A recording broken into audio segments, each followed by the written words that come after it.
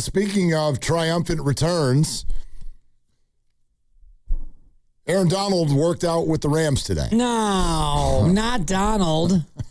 Come on. File this no, babe. under the worst kept secret of all time. Like, this has become stupid. No, come on. What are we doing? Just announce it already. Oh, yikes.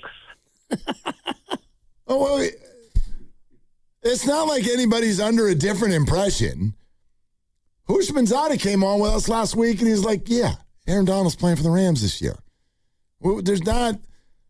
I love when people love to act like there's a secret, and it's like, it's not a secret. Like, we can see you. Right. It's not a secret. It's like the people who pick their nose in the car at a stoplight. I don't know why you think you're okay in there. We can see you. Right. Stop picking your nose. I don't care if you see me picking my nose. If you don't care, matter then you to me. don't care. Yeah. Then just open your window and show everybody.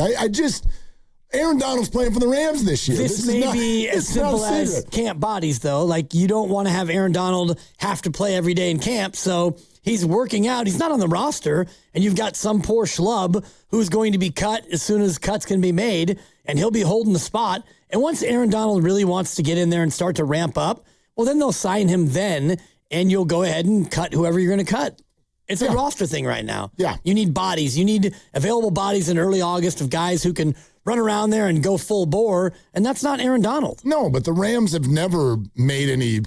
They've never made many bones about the fact that they're going to sit everybody in August.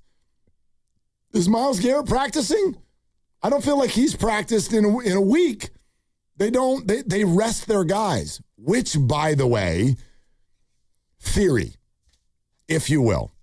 And no, it doesn't apply to everybody. If you broke a rib, if you broke a finger, like Kyle Juszczyk apparently just did, then you sit out practice. But the Niners have this long list. I think the list reached 20 today with regard to players sitting out practice. And I'm wondering, while the substation is getting its own Twitter account and Warren Sharp wants to tweet about this every single day. All the Niners are going down because of the substation. What about this? What if all of the guys, what if the list is so long because of the injury history? Not adding to it. In other words, what if the 49ers this year in camp, especially early in August, are making more of a conscious decision that if anybody has the slightest anything, don't push it. Sit out. It's August 5th, and we're fine. I mean, that is like when I read, oh, God, the Niners have no receivers. And then the reporters are like, but Mike Evans and Christian Kirk are running full speed on the sideline. Well, if they're running full speed on the sideline, it sounds to me like they don't have horrible leg injuries. Right. And they have a month to go until there's a game. So it makes me, especially with veteran guys like that, guys who've had their 30th birthday. So it's very, again, and I don't know. Maybe they're very hurt. Maybe they're sort of hurt. Maybe they're a little hurt. I don't know how to characterize it. But what if the 49ers are just erring on the cautious side because of everything they've been through the last few years, and that's why the list of names sitting out is so long? That would make a lot of positive sense if that's the real reason. And ultimately, there's two ways to find out.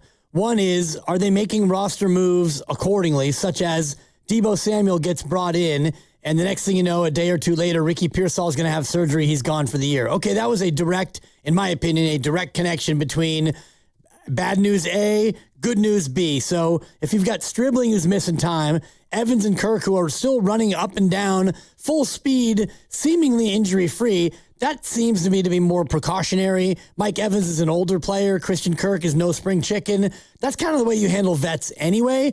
The Deshaun Stribling one is one that you'd keep an eye on because he's a rook who needs to be out there getting the reps. So if he's out there and he's sitting because of a small ailment, that to me becomes a bigger story. Agreed. At the same time, I don't think all rookies are cut from the same cloth. This is their first pick. And he's a big deal. And they're probably also, him being a rookie, I don't think the 49ers are, at least at a high level, relying on him on week one. to be like a huge part of the offense. Maybe I'm wrong on that. I really don't know. The wide receiver room is a very, very interesting room. And they brought in another player at that position today. What's the Kadarius Hodge? Is that right? They just brought him in. He's a Raheem Morris guy too. I know that's the defensive coordinator, but anyway, played with him over in the Falcons. Like they brought in another guy, so that sort of gives you a clue here and there. But I don't know. It feels to me like there is, and I talked to you, Grandy and I did a lot on this yesterday. I just feel like there's a little bit too much worrying going on. And there's plenty of time for that worrying to be realized. I can't tell you they're going to be healthy at any point this year, let alone week one. But they won't be healthy, like all of them. They're going to have injured guys all the time, right? Nobody ever is. But you know what I'm saying? Like, I sort of challenged the conversation yesterday to go further, and it led to something that will probably come up time and again. Mark Grandy has decided he would like the 49ers to either stretch more or quit. So those are the two options. That doesn't sound like you, Grandy. Yeah, no, we were trying to figure out ways to help with their issues, their soft tissue injuries. Right. And I suggested, I don't know, maybe do some more stretching or just disband the football team because there'll be no injuries that way. Playing. Smart. Yeah. That's next level right there. I mean, and that sounds silly, but here's what I meant by that. I'm listening to this cyclical conversation that is either worrying or making fun of the 49ers from a substation standpoint. And you're welcome to do this however you want. If you want to worry, if you want to point and laugh, whatever. But I don't want to do either of those things. It's not fun. That's not how I football fan. I don't want to worry a month before there's a game. And I certainly don't want to make fun of professional athletes getting hurt. So I'm going to do neither of those things now. But I kind of challenge the conversation to be like, if that's how you feel, then do the next sentence. If you're worried about the injuries, what is it you want to say about them? Do you want Kyle to stop pushing them so hard? Or do you want the 49ers to move facilities? And that's when Grandy was like, stretch more or quit. I like that. Yeah. Stretch more. I guess it's like a golf ball that stops at the cup. Like, I want one more revolution. Right. Well, you could say something about it. You could look at the head of strength and conditioning, the vice president, who's now been there in his 8th season, and you could look at that department and say, maybe we need to just bring in a whole new group of people and do things a whole different way. Kyle Shanahan either works his guys too hard or doesn't work harder than any other team, depending on which player you talk to. And as far as the concern about injury goes, I'm concerned about some guys more than others. And some of those guys are, for example, like George Kittle. Is he going to be able to play week 1? Will it be week 3 or 4? He's on the PUP. Michael Williams on the PUP. Nick Bosa coming off a 3rd ACL. So these are track record injuries. And then the other ones are the little ones, like your new running back, Kalen Black. He's gotten hurt. And your holdover, Justin James, broke his rib because his own teammate tried to punch the ball and he broke his rib. And your other running back never can get on the field, Isaac Guerrero. Your wide receiver core, they're running on the side, but they're not on the field. So it's not a full-blown worry, but it's almost like a here we go again in early August. And why? Why does this keep happening? And I'm not saying it happens to them more than other teams. I saw one of your tweets over the last couple of days, like, show me their data. Yeah. Show me the other teams and how many injured guys they have. The Eagles receiving core is completely hurt and nobody knows. I'm sure Philadelphia fans know. Yeah, but it's irrelevant on August 5th. Because they don't have a substation right there. And they also don't have a game this week. I don't care who's hurt on August 5th. I don't. Ricky Pearsall? That one matters. If it's a season-long thing, then we can talk about it. But yeah, it might be a career-long thing. And maybe. But that is a list of one. There's one guy that we know is out week 1. We know for sure. 100% he's out week 1. Ricky Pearsall. End of list. You said Kyle Juszczyk broke a finger today? Broke a finger. Reportedly? Well, no, he broke it yesterday. Okay. He sat out today. 2 more guys did leave today. Zakel left. Okawanu left. Maybe Okawanu was pissed that there were too many people that have long last names starting with O on the defensive line. There's only room for 2, so he left. I don't know. But yes, those 2 guys got dinged today. I know everybody wants the 49ers to get through a whole practice without a ding. It's pretty rare, I think, actually for most teams to just have a clean injury report every day. I'm certainly not I'm not gaslighting anyone. I'm not going to tell you that the injury bug hasn't been a problem for the Niners over the last handful of years.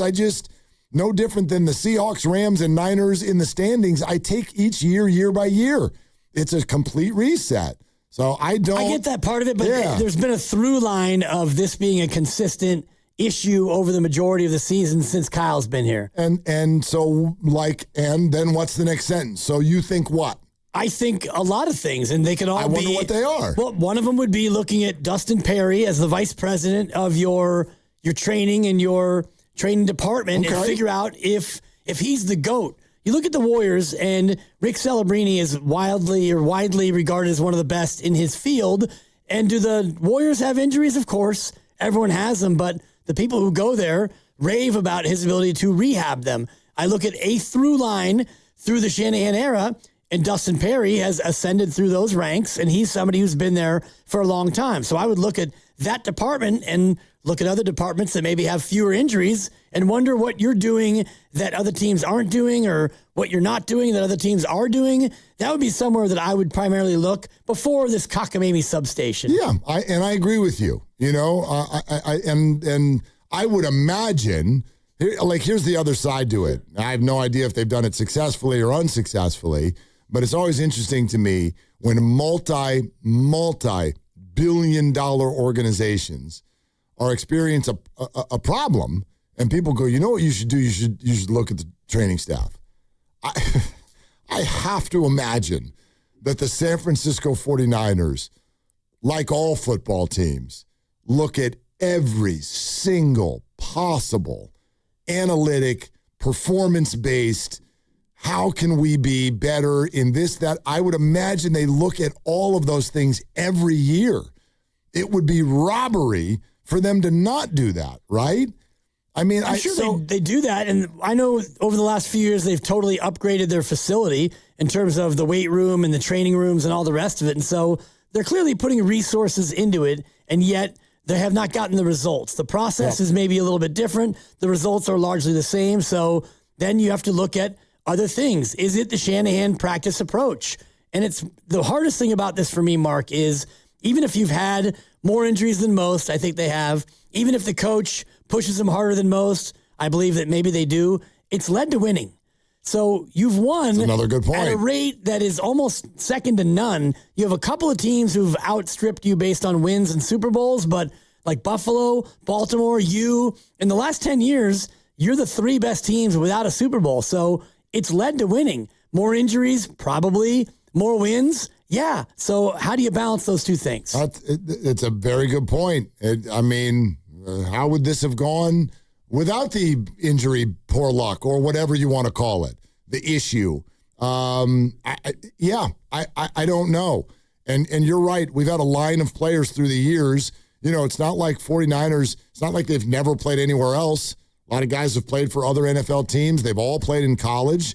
And a lot of people are like, no, it's not really all that different. It's a football practice. Yeah, like we go out there. But that's why I do think that the Niners have reached a point where if you're looking at all things, if I'm the Niners, one of the first things I would do coming into this camp, before the first injury even happened, one of the first things I would do, and I'm just a layperson, but I would go, okay, I've got some pre-existing injuries, you know, or rehab guys, Michael Williams, George Kittle, et cetera. I'm not going to call the Niners, it's not like the Warriors. They're not an old team, but they've got some key position players who are, you know, they get some rings on their trees. George Kittle, Trent Williams, Mike Evans. So I would immediately go, all right, especially early in camp, let's really, if there's ever an opportunity to take our foot off the gas, let's do it. So I would tell my guys, especially on Mike Evans, hey, Mike, if you feel anything, I mean anything, we're going to sit you out. Let's just put you on the side. You're Mike Evans. Right. I think you know where Does to he go. need to learn how to run a bang 8? Don't think so. Yeah, he's probably good on that. And from the sound of the first few days of camp, Brock and him were connecting quickly, very, very quickly, Right. in terms of their rapport. So if you can run a good route and Brock knows what the route is, he's going to be able to find you right on time. That's what he does. I don't know that they did that, but I'd do that. I don't know nothing from nothing, but that's what I would do. I would immediately show up to camp and be like, anybody feels anything in the first 15 days of August, you sit. Rookies, that's different. So I like your Stribling point. That's fair. Even young guys. Jacob Cowing, I think, sitting out with an injury today is a concern because he has always been hurt. Yes, the 2 running backs, Jordan James, Kalon Black, that's a bummer. And those are setbacks. It's very, very unfortunate.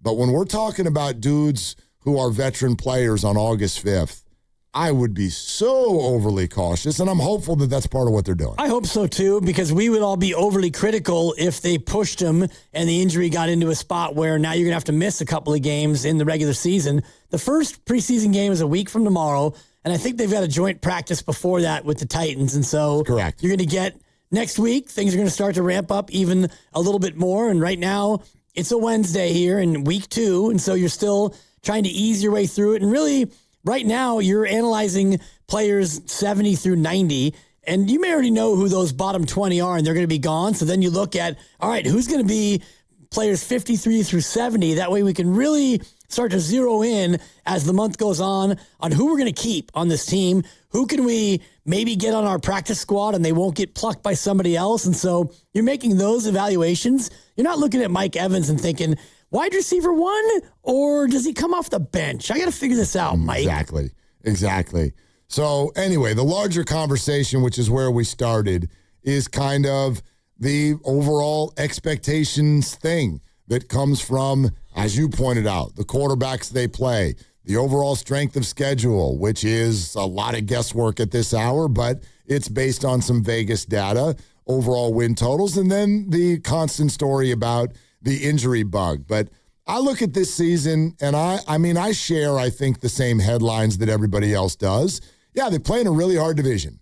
So if that's what ends up getting in the Niners' way, that's possible. But I take every single NFL season as its own. And of the 2 teams that everybody talks about in the NFC West, I think one of the narratives is accurate, and I think the other one is inaccurate. I think the Los Angeles Rams, if they're blessed with health, are a problem. I think that's a roster that's got a lot of answers at a lot of positions and a lot of elite players, and Aaron Donald working out for them today does not help. They have the highest percentage on Kalshi to make the playoffs, 80%. They are they the Super Bowl favorite, like the NFL-wide Super Bowl favorite right now? I would guess yes, but I'm just looking right now at the Kalshi markets for likelihood, percentage chance to make the playoffs, and LA, the Rams are at 80, and Seattle is 5th on the board at 65. I'm pulling up the actual up-to-the-minute Super Bowl. Yes, indeed. In fact, they're a significant one. The Rams are Super Bowl favorites at plus 550. The next 2 teams are at plus 1,100. Wow. And they are the Seahawks and Bills, and that's the other point I want to make. The Seahawks should not be there. That's to me. That's what we do with the defending champ. We overinflate. Agreed. And they're good. They're good. They have a great home field advantage. They got a good defense. They're well coached. Sam Darnold works out well for them. But I find it to be so overly simplistic to just go, Seahawks won last year, Seahawks. It's like, you're dismissing all of the little points on their journey that kind of fell their way, which to me happens in any Super Bowl run. So that's not pointing at them. That's any team. And you're dismissing the departures that they've had, which were not insignificant. So the Seahawks are good. I think the 49ers are good. I think those 2 teams, you could have a healthy conversation over who should be predicted to be second in the NFC West right now. I think it's pretty wide open, and obviously that comes down in many ways to those head-to-heads, and I just wonder if I was to offer you the Niners record last year against the Rams and Seahawks in the regular season, 2-2, Would you take that? Or can the Niners be That's a fun question. slightly better than that? Because this Ram game in Australia it sets up to not be a great spot for them because they always do so well at Levi South, and now you have to travel. It's a neutral, and normally you get that bonus home game in LA, and the Rams, I do think, are going to be revved up knowing that they are the favorites to win the whole thing, and the Niners won't be totally healthy. So this one's a bad spot. So can you split with the Rams? Can you split with Seattle?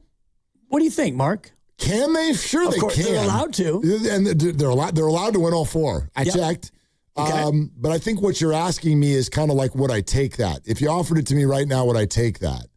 And I think I probably would. And the reason I probably would is because I think you can come to a reasonable, not overwhelming, but a reasonable conclusion that gives you a pretty good shot to be 4-2 in your division. And that's a good record. That's a good record in your division. And if you do go 4-2 in your division, and then I look at the rest of this schedule, I see things going pretty well for them if they go 4-2 in their division. I think you look at the rest of the schedule. Sure, there's some losses out there, but let's put it this way: if they go 4-2 in their division, I love their chances to win 11 football games this year. Yeah, I and do 11 football games get you in. Especially if you wind up winning the correct 11, which would be, you knock off the Giants, who could be an upstart team, a wild card competitor. Same thing with Dallas, a team they're going to face. Philadelphia is always a big game. So those other NFC games that might serve as tiebreakers, they can maybe loom if you do wind up with just 10 wins. Philadelphia, Sunday night football, Levi Stadium, January 3rd. Ooh. Sign me up. That's always a juicy one. Yeah, things for one or both could already be decided, or they could all be on the line. So that game, traditionally, that first game kind of after the new year, I remember that was that Detroit game at Levi Stadium, a primetime game a couple of years ago, and we circled it before the year started. It was like, oh, boy, here we go. 49ers and that was December 30th. Yeah, and they were coming off of the NFC Championship battle the year before, and they came all the way out here, and the Niners season was completely cooked already. It's completely cooked, and it was a Jared Goff chant fest at Levi Stadium. Still fun games, fun to go to, but like everything was already decided. So hopefully those two teams both still have something on the line when they get to that one. Yeah, that'd be juicy if that was absolutely the case. And hopefully the Niners don't have to worry about that last game against Arizona if they can just rest everybody and be buttoned up. But interesting to see how the season unfolds. I'm looking at the rest differential, and Seattle, they have the fourth kindest rest differential on the year. That's helpful. Tough schedule, but they play 5 games where they're going to have more rest than their opponent. What's the Niners? The Niners is a flat 0. Okay. They're a dead 0. They've got a game where they have a 3-day advantage, a 4 and a 7, and then they have a 7 against them, 2 3s and a 1. So they're exactly dead on the 0. But did they give them the rest advantage for week 1? Because they have it. It's a rest disadvantage based on when they played last year. The Rams played deeper. The Rams went farther. So, yeah, they have like a 3-day advantage. I think it's like a 7-day advantage. Something like that, yeah. The Rams had to play in, like late January. Yeah. The Niners only had to play in mid-January. You hate playing in late January. Yeah, so hopefully that's going to pay some dividends here.